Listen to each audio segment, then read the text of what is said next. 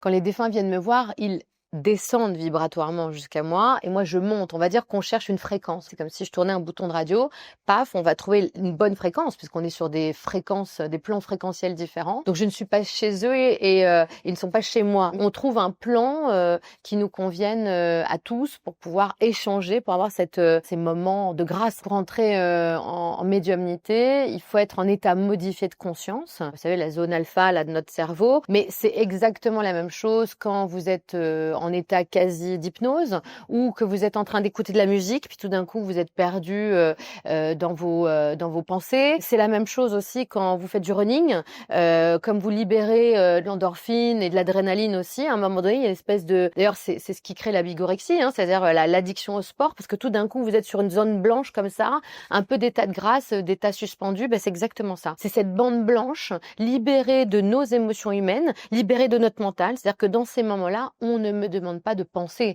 On ne me demande pas d'estimer que ce défunt est gentil ou méchant, beau, pas beau. Je suis juste en état de réceptivité, comme ceux qui méditent, comme ceux qui créent, qui écrivent.